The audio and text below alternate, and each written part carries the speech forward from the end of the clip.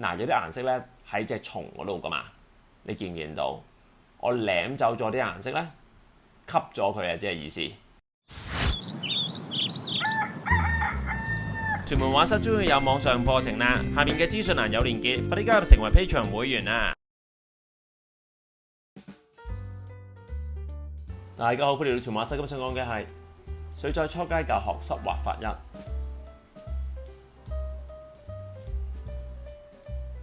我睇用咩畫材先啊？今日用咧 Rembrandt 嘅 Artist Watercolour， 然後筆咧就係用中理做嘅松鼠毛筆，藤田製筆所嘅畫線專用有毛水彩畫筆 ，Bing Paper 300g 全面水彩紙，日本做嘅和紙 masking tape， 所有產品咧都可以 Mini PT 度購買嘅，購買 link 咧喺 description 嗰度有晒㗎啦。OK， 睇下我哋點畫。嗱，首先咧用 masking tape 將嗰張水彩紙咧就封咗4條邊，濕咗嗰時候咧佢唔會彈起啊嘛。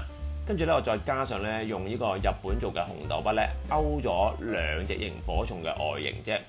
其實咧我覺得咧好似係曱甴嚟咁樣嘅樣，非常簡單。2隻眼、頭、胸腹，再加上2條觸鬚。好，跟住我哋嚟咯。首先咧，用清水將成張畫紙整到均勻嘅濕潤，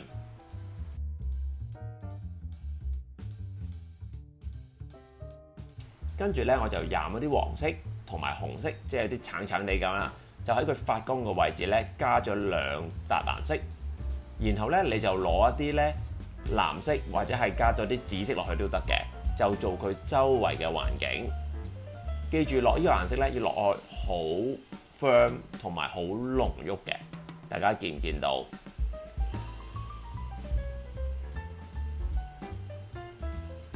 出邊圍嗰隻顏色咧更加深少少嘅，嗱就係咁樣嘅狀態，等佢自己融合。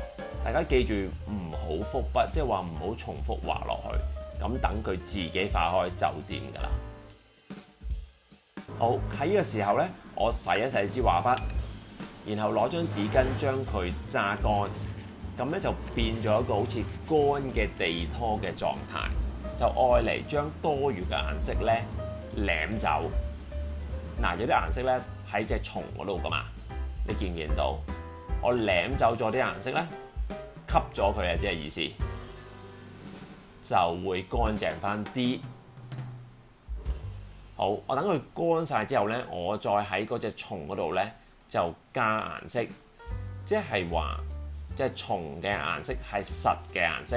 嗱，2隻蟲咧，我加咗一啲暗紅色落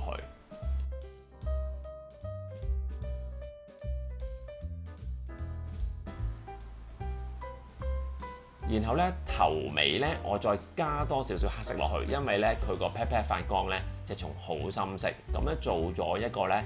顏色上我有一個深淺嘅對比，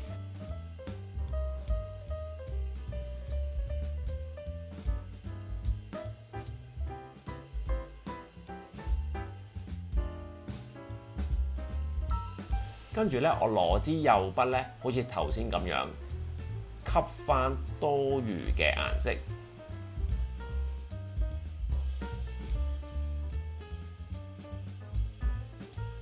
再做多一次俾大家睇下。嗱，首先我成隻蟲嘅下邊嘅嗰個翼嗰個位咧，我俾咗一隻均勻嘅色佢先，攞支大筆個頭一樣。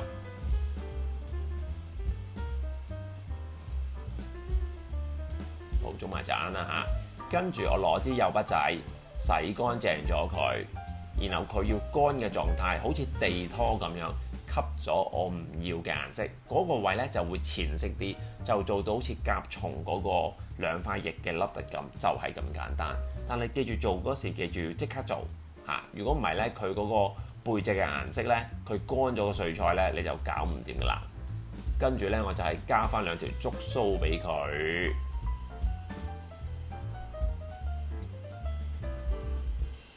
慢慢做。觸鬚個頂啊硬啊，咁我俾翻啲點點佢啦。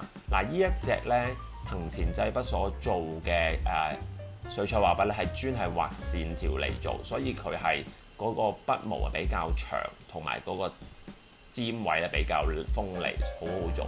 個 pat pat 咧我俾翻少少深色佢。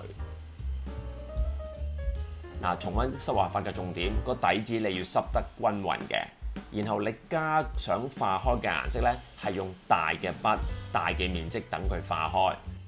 顏色加咗落去咧，你就唔好點搞佢，你等佢自己溶化、自己均勻化開就得㗎啦。然後等佢乾晒之後咧，你喺上邊再加一啲咧係比較實在啲、顏色比較 firm 啲嘅公仔咧，咁有一個對比嘅效果，你就覺得後邊嘅顏色咧特別化得開㗎啦。我提多次大家嚇，想購買產品嘅話咧，個 link 咧喺資訊欄嗰度有㗎啦，自己可以抄好嘛。有咩想講請下邊留言收咧，盡量去答。Enjoy。大家好，歡迎嚟做馬修。今日想講嘅係8月份 Google Meet 畫班啊，好，8月份嘅 Google Meet 畫班又再招生啦。咁嗰個時間、收費詳情就喺呢度。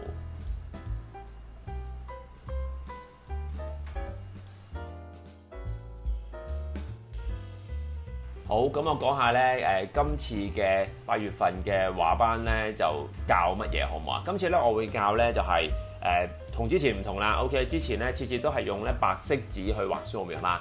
今次咧我哋一連4堂嘅咧，我哋係會教中間色紙 middle tone 嘅 paper 裏邊咧加黑色筆同埋白色筆嘅用法嘅。因為咧今次咧我哋需要一啲特別少少嘅材料啊，咁咧其實咧大家喺下邊條 link 嗰度咧就可以買到嗰個材料包㗎啦。如果冇材料包嘅話，只要咧你自己屋企咧有中間色嘅紙，唔一定啡色嘅，灰色就得啦嚇。跟住一支黑色筆，跟住一支黑色筆，一支白色筆就得㗎啦。咁黑色筆就係 2B、3B 嗰啲素描筆啦。白色筆就係一啲白色嘅粉彩筆，或者你自己有盒冇顏色攞白色嗰支都得嘅。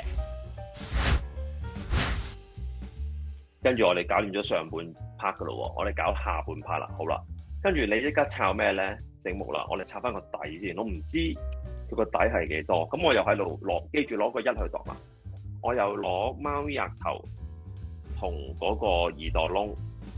呢啲咧就係上過堂嘅同學嘅作品，大家可以望一望。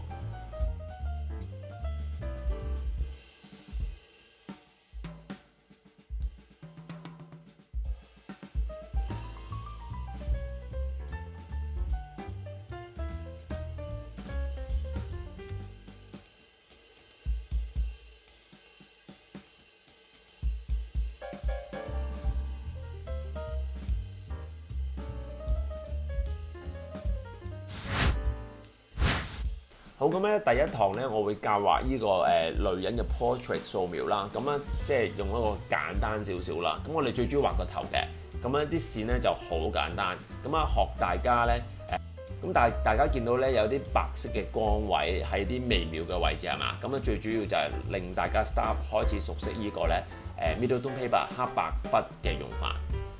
第二堂咧，我就會係畫幾隻手啊，因為收到好多粉絲咧就想話學畫手，咁我揾到一張咁嘅 drawing 咧係好好嘅，咁啊有幾個手勢唔同嘅動作啦，咁又加上配上黑白筆嘅運用，咁啊非常容易學識嘅，同埋大家如果畫 sketch 咧學到啲方法咧，可以用翻喺畫速寫方面都好好嘅。